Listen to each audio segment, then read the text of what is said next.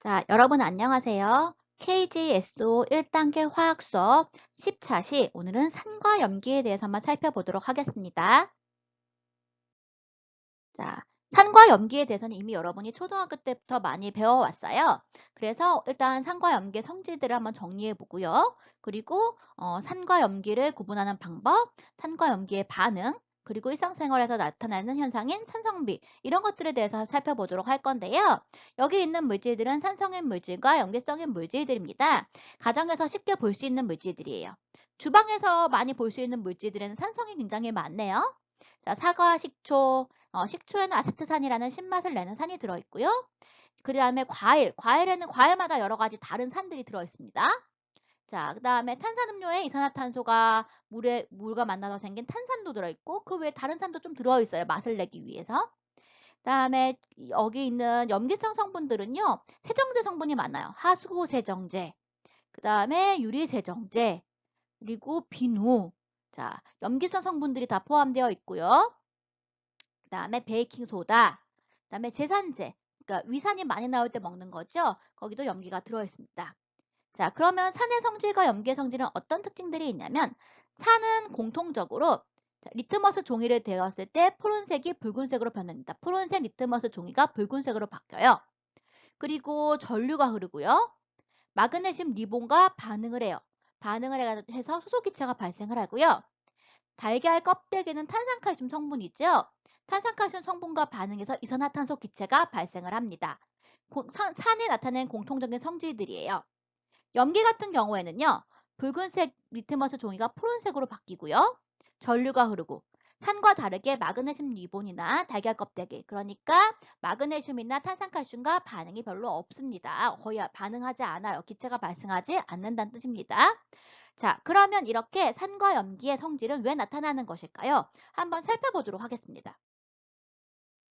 자, 아래 있는 것이 산의 화학식을, 이온화식을 적은 거예요. 염산은 물에 넣으면 수소이온과 염화이온으로 이온화되죠. 물론 염산, 황산, 아세트산은 모두 다 공유결합 물질들이에요. 공유결합 물질임에도 불구하고 물에 녹아서 이 산들은 물에 녹아 이온화가 됩니다. 황산은 수소이온과 황산으로 이온으로 이온화가 되고요.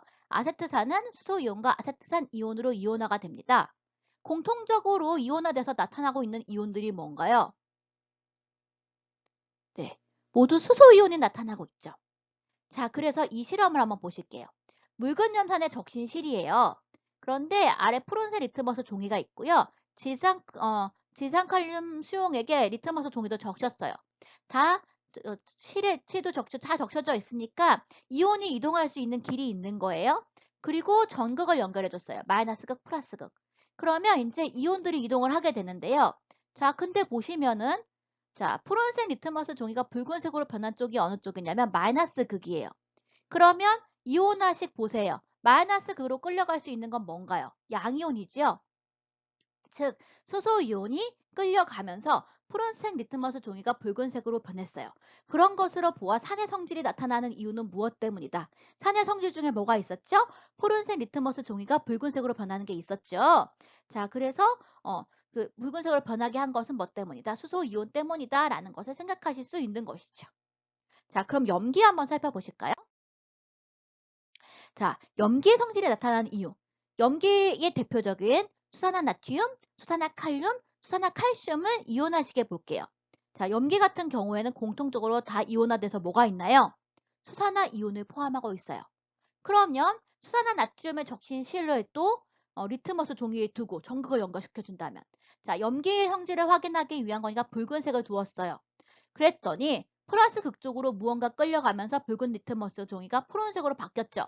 염기성 성분 이온화식을 보니까 음이온을 띈 것이 플러스 극으로 간 거네요. 뭐예요? 수산화이온. 그러니까 수산화나트륨 수용액에 수산화이온이 플러스 극으로 이동하면서 붉은 리트머스 종이가 푸른색으로 바뀐 거고, 염기가 염기의 성질을 나타내는 이유는 무엇 때문이다?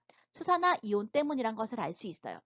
그래서 우리가 정의를 할 때 산은 수소이온을 내놓는 물질, 물에 녹아 수소이온을 내놓는 물질, 염기는 물에 녹아 수산화이온을 내놓는 물질이라고 정의를 하고요. 이러한 정의는 아레니우스라는 사람이 정의를 했어요. 그래서 아레니우스의 삼가 염기라고 부르기도 해요. 나중에 여러분들이 화학을 더 배우게 되면은 아레니우스 정의보다 좀 더 폭넓은 다른 정의들도 배우게 될 거예요. 그러니까 아레니우스 정의가 우리가 지금 배우는 산은 물에 녹아 이온화하여 수소 이온을 내놓는 물질. 염기는 물에 녹아 이온화하여 수산화이온을 내놓는 물질이라 라고 생각하시면 될 것 같습니다. 자, 산과 염기를 그럼 어떻게 구분하냐? 가장 쉬운 방법은 지시약이라고 볼 수 있어요. 아까 그 리트머스 종이도 지시약이에요. 지시약은 용액의 액성에 따라, 액성은 산성이냐 중성이냐 염기성이냐 이걸 말해요. 액성에 따라 색이 변하는 물질을 우리가 지시약이다 라고 얘기하고요. 리트머스 종이 같은 경우에는요. 리트머스 이끼에서 추출한 물질이에요. 그러니까 천연 지시약이라고 부르는데 식물의 잎 색소들 중에서 액성에 따라 색깔이 바뀌는 것이 많거든요. 그래서 그런 것들을 천연 지시약이라고 하는데 리트머스 종이도 그 한 예가 될 수 있어요. 그래서 그런 천연 지시약도 있지만 실험실에서 합성한 지시약도 있어요. 우리가 실험을 할 때는요. 합성한 지시약을 더 많이 이용해요. 왜냐하면 천연 지시약은 상하기도 하고 매번 추출하는 번거로움이 있기 때문에 우리 그 합성 지시약을 이용하는데 많이 사용하는 지시약이 여기 제시된 지시약입니다. 메틸오렌지 용액, 페노프탈레인 용액, BTB 용액이에요. 여러분이 이게 액성에 따라 색이 변하는 거니까 자, 산성, 중성, 염기성을 확인하려면 색깔을 확인하셔야 되겠죠. 그럼 어떤 색으로 변하는지 익혀두실 필요가 있을 것 같아요. 꼭 외우지 않더라도 한번 들어두시면 도움이 될 것 같습니다. 메틸 오렌지 같은 경우에는요. 산성에서 주황색을 띄어요. 약간 붉은색이라고 표현하는 책들도 있을 거예요. 중성 염기성에서는요. 노란색을 띄고요. 페노프탈레인은요. 가장 많이 사용하는 지시약 중에 하나예요. 색깔 변화가 굉장히 확실하거든요. 산성, 중성에선 무색이고요. 염기성에서 붉은색을 띱니다. 붉은색인데 여기 이 보이는 색깔처럼 약간 핑크빛의 붉은색을 띱니다. 자, BTB는요. 산성에서 노란색, 중성에서 녹색, 염기성에서 파란색을 나타냅니다. 많이 사용하는 지시약들입니다. 이것들이요. 자, 그 다음에 산의 세기를 또 지시약으로도 알 수 있지만 측정을 해서도 알 수 있어요. pH라는 건데요. 산의 세기를 표현하는 척도예요. 수소 이온 농도 지수라고 말하는데요. 사실 계산하는 방법은 여러분들이 지금 배울 건 아니고요. 계산 방법은 나중에 배울 거예요. 조금 내용을 더 배워야 그걸 이해할 수 있거든요. 자, 지금은 산의 세기를 나타내는 척도라는 것을 기억해 주시고요.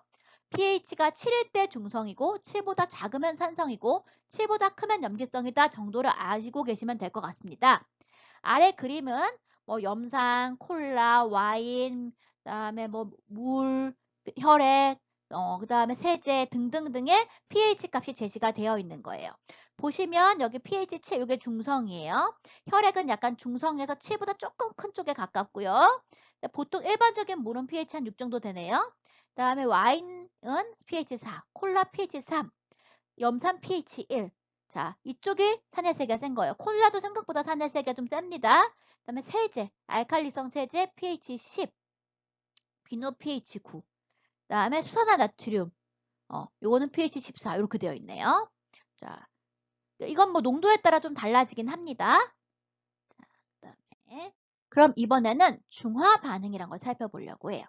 중화 반응은요. 산과 염기가 만나는 반응을 말해요. 산과 염기가 만나서 반응해서 물이 생성되는 반응. 산에는 뭐가 있냐면 수소이온이 있죠. 염기에는 수산화이온이 있어요. 자, 두 개가 만나서 물이 생성되는 거예요. 나머지 것들은 그대로 있지요. 반응하지 않고요. 자, 이러한 반응을 중화 반응이다 라고 얘기합니다. 수소이온 하나가 수산화이온 하나와 만나서 물이 생성돼요. 둘 다 1대 1의 비율로 반응을 한다는 거 알 수 있습니다. 자, 더 중화 반응을 다시 한번 정리하면 산의 수소 이온과 염기의 수산화 이온이 만나 물이 생성되는 반응. 그래서 1대1로 만난다. 요거 기억해 두시면 될 것 같아요. 자, 그래서 한번 보실게요. 자, 수소 이온 100개와 수산화 이온 50개가 만났어요. 근데 다 반응 못 해요. 왜냐하면 몇 대 몇의 비율로 만나니까 1대1의 비율로 만나니까. 그래서 수소 이온이 50개가 남고 물은 50개가 생성되는 거예요. 실제로 원래 이제 산과 염기가 만나면 수소 이온이나 수산화 이온은 50개, 100개가 있지는 않을 거예요. 훨씬 많을 거예요. 우리 몰 배웠잖아요. 엄청 많지만 계산하기 편하려고 이렇게 숫자를 적은 거예요. 자, 그래서 결국 혼합하는 용액에 있는 수소 이온과 수산화 이온의 수의 많고 적음에 따라서 중화 반응하고 남은 이온에 의해 액성이 달라짐. 그 얘기가 뭐냐면요. 물 50개가 생겼고 수소이온이 남았잖아요. 그럼 얘는 수소이온이 남았으니까 뭐예요? 산성이 되는 거예요. 수소이온이 있으니까. 수소이온과 수산화이온이 똑같이 100개씩이에요. 그러면 다 반응해버리겠죠? 수소이온이나 수산화이온이 남아있는 게 없지요. 그러면 중성이 되는 것이라고 볼 수 있어요. 그 다음에 수소이온과 수산화이온이 이번에는 50개 50개 반응하고 뭐가 남았어요? 수산화이온이 남아버렸네요. 이런 경우엔 뭐가 되겠어요? 수산화이온이 남았으니까 염기성이 되겠죠. 자, 그래서 여러분이 주의하실 점은 뭐냐면요. 중화 반응을 하더라도 항상 중성이 되는 것은 아니다. 왜냐하면 남아있는 이온에 따라 액성은 결정된다 라는 거죠. 물론 중화 반응을 하면 산성이든 염기성이든 그 성질은 약해질 수밖에 없을 거예요. 자, 그 다음에 한번 보실게요. 또 반응시켜 보는 거예요. 염산에 수산화 나트륨을 넣는다고 생각해 보시는 거예요. 염산에 수산화 나트륨을 점점 넣으면 산성은 약해지겠죠? 자, 요거는 예제 문제에 있으니까 한번 모형을 채워 넣어 보실게요. 자, 수소이온 2개, 수산화이온 하나가 있네요. 2몰, 1몰이라고 할까요? 그러면 수소이온 1몰과 수산화이온 1몰이 반응하면 물 얼마큼 생겨요?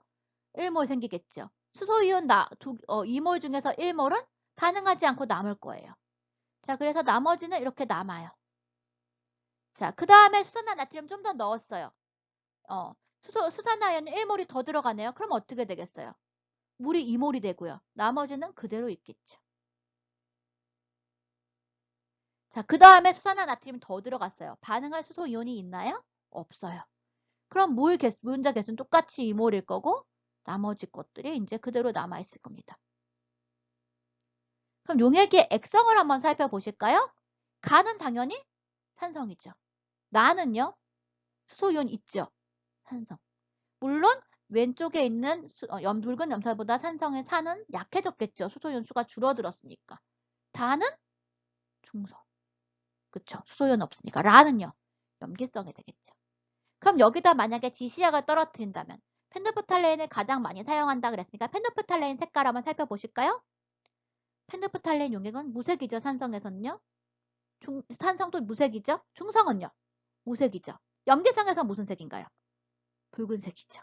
자, 이렇게 색깔 변화도 확인하실 수 있습니다. 그러니까 펜도프탈레인 용액은요. pH 7 좀 넘으면 바로 색깔이 바뀌어요. 7에서 8 사이 쪽에서. 그래서 딱 염기성이 되는 순간 색깔 바뀌는 거 바로 확인하실 수 있습니다.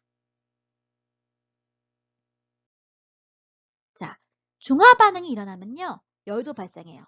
수소이온 하나와 수산화이온 하나가 만날 때마다 계속 열이 발생하거든요. 이렇게 중화 반응이 일어날 때 발생하는 열을 우리는 중화열이라고 해요. 수소이온과 수산화이온이 하나씩 만날 때마다 열이 발생한다 그랬으니까 반응한 수소이온과 수산화이온의 수가 많을수록 중화열은 많이 발생하겠죠.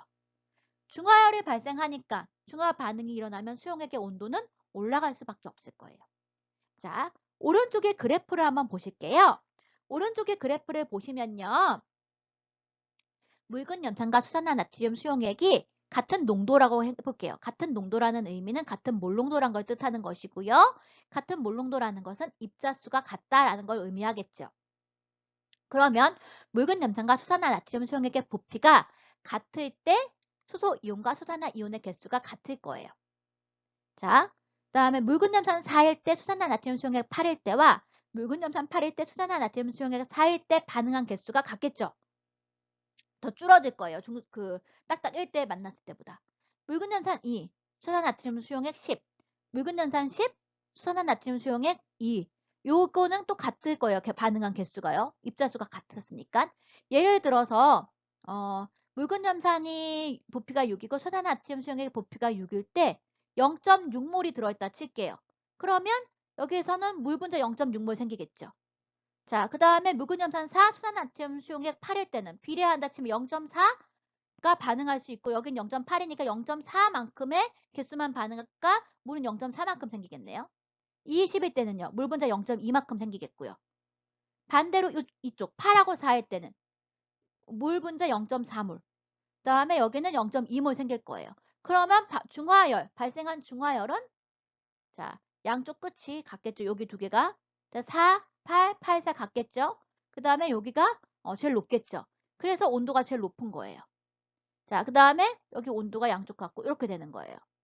용액의 부피는 모두 같으니까 발생한 중하열에 의해서 온도값이 결정될 수 있겠네요. 자, 그래서 중성일 때 가장 높은 온도가 된다고 볼 수 있고요. 중성인 지점에 이렇게 온도 변화를 측정해서도 찾으실 수 있습니다. 중하열 때문에 그런 것이죠.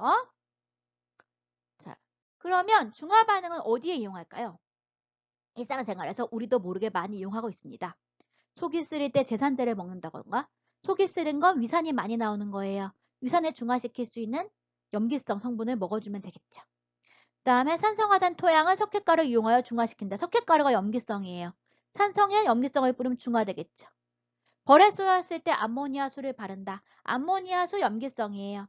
벌에 쏘였을 때 나오는 물질은 포름산이란 물질인데요. 산성이에요. 자, 그래서 중화되겠죠. 생선회 트리메틸아민이란 성분인데요. 이거 염기성이에요. 레몬즙 산성이에요. 그래서 중화되겠죠. 생선회에 레몬즙 뿌리면 생선회 비린내 성분이 염기성이라서 레몬즙에 의해서 중화돼서 그 비린내 성분을 잡아줄 수 있는 거예요. 이런 식으로 우리는 일상생활에서 중화 반응을 많이 이용하고 있습니다. 여러분들이 한번 중화 반응을 이용하는 예 더 찾아보세요. 생각보다 굉장히 많이 보실 수 있을 거예요. 자, 이번에는 마지막으로 산성비예요. 우리나라는 산성비가 그렇게 많이 내리는 편은 아니에요. 그치만 가끔씩 내립니다. 산성비의 정의를 한번 살펴볼 텐데요. 우리가 pH 앞에서 배웠어요. pH가 7일 때가 중성이고요. pH가 7보다 작으면 산성, pH가 7보다 크면 염기성이라고 우리 배웠습니다. 그런데 산성비의 정의는 몇이냐면요. pH 5.6 이하의 빗물을 산성비라고 얘기해요. 왜 7이 아닐까요? 그럴 수밖에 없습니다. 산성비 기준은 pH 7이 아니라 5.6인데요. 왜냐하면요. 깨끗한 지역에 대해서 내리는 빗물이라도요. 공기 중에 이산화탄소가 일부 있어요. 그게 녹아서 한 pH 5.6이나 6.0 정도의 약산성을 띄어요. 우리가 증류수, pH 7인 증류수를 그냥 컵에 담아두고 오래 두잖아요. 그러면 공기 중에 있는 이산화탄소가 조금씩 녹아요. 그래서 pH가 약간 낮아져요. 그래서 대부분의 물이 우리가 그냥 일반적인 물의 pH를 측정하면 약간 산성을 띠게 되거든요. 그거는 뭐 오염되거나 그런 게 아니라 이산화탄소가 녹은 거예요. 이산화탄소가 녹았다고 오염됐다고 얘기하지는 않아요. 위험하지도 않고요. 그래서 pH 5.6 이하의 비를 우리가 산성비라고 정의를 하는 것입니다. 산성비의 원인이 되는 물질은요. 황산화물과 지소산화물이 있어요. 근데 황산화물과 지소산화물은요. 어디서 나오냐면요. 황산화물은요. 화석연료가 연소할 때 나와요. 화석연료의 성분은 대부분 탄소나 수소로 되어 있는데 일부 불순물로 황이 들어있거든요. 그래서 얘네가 나오는데 이 황산화물이라면 SO2, SO3 뭐 이런 거예요. 그래서 SOX라고 적고 삭스라고 읽는 경우도 많습니다. 자, 근데 이것들이 물에 녹으면 뭐가 되냐면 황산이 돼요. 지소산화물은요. 자동차 배기가스에서 나와요. NO, NO2 등등의 NOx라고 낙스라고 부르거든요. 자동차 배기가스에서 왜 나오냐면요. 공기 중에는 질소도 있고 산소도 있어요. 그런데 자동차 그 엔진이 굉장히 과열되거든요. 뜨거워요. 엔진 안에가. 뜨거운데 거기서 공기 중에 질소와 산소가 만나서 질소 산화물이 형성되는 거예요. 산화물은 산소와 반응한 물질들 얘기하는 거거든요. 그래서 다양한 질소산화물이 생기고 이게 배기가스로 나와서 물에 녹으면 뭐가 되냐면 질산이라는 성분이 되는 거예요. 그래서 산성비가 되는데 물론 지금은 화석연료 연소를 많이 시키는 곳이 공장 같은 곳인데 거기서 황을 없앨 수 있는 탈황 장치라는 것들을 설치를 해놓고요. 또 자동차에도요 촉매 변환기라고 해서 질소산화물을 걸러줄 수 있는 장치를 많이 설치를 했어요. 그래서 지금은 그 원인이 많이 줄어들고는 있습니다. 근데 이런 것들이 원인이 돼서 황산화물, 지소산화물에 의해서 황산과 질산이 만들어지고 그런 것들이 비에 섞여 내리는 것. 그것을 우리가 산성비라고 얘기를 합니다. 그럼 산성비가 내리면 어떤 피해를 줄까요? 자, 식물의 산성비가 내리면 잎의 엽록체를 파괴할 수 있어요. 그럼 광합성을 못하게 되겠죠. 그럼 식물은 영양분을 만들지 못하게 되겠죠. 그러면서 식물을 생장할 수 없게 되는 것이고요. 토양이 또 산성화돼요. 그러면 이 산성이 되면요. 토양에 있는 좋은 성분들이 다 산성인 이 빗물에 같이 잘 녹게 돼요. 그러면 토양 속에 중요하게 식물들이 그 흡수해야 될 성분들이 빗물에 다 씻겨 내려가 버리게 되는 거예요. 그대로 토양 속에 남아있지 못하고. 그래서 안 좋고요. 호수 산성화. 그러니까 증금속도 많이 녹아들어요. 산성화가 되면요. 금속 성분들이. 그리고 물고기들이 피부에 산성 물질이 닿으니까 생장도 방해할 수 있겠죠. 또 그다음에 우리 탄산칼슘 성분들 이 산에 잘 녹잖아요. 조개 껍데기나 그런 것들. 그 묻고 다 그런 것들이 다 탄산칼슘이에요. 개의 그 갑각류의 껍데기들. 녹으면 큰일 나겠죠. 자, 그래서 생장 방해할 수 있고요. 또 건축물도 보식시켜요. 대리석 건축물 금속. 금속도 산에 잘 녹아요. 마그네슘 잘 녹았잖아요. 대리석 탄산칼슘이에요. 건축물도 잘 녹아내릴 수 있어요. 그래서 여러 가지로 피해를 줄 수 있기 때문에 산성비의 원인 물질을 없애서 산성비를 막아야 하는 것이죠. 자, 이렇게 산성비까지 해서 산과 염기에 대해서 살펴보았습니다. 자, 우리 산과 염기에서는 산과 염기의 정의, 그리고 pH란 용어, 그리고 중화 반응, 산과 염기의 반응인 중화 반응, 그리고 중화 반응의 이용 사례들, 그리고 산성비 이렇게 배웠고요. 여러분들 잘 기억해 두시면 좋겠습니다. 자, 오늘 수업 여기서 마치겠습니다.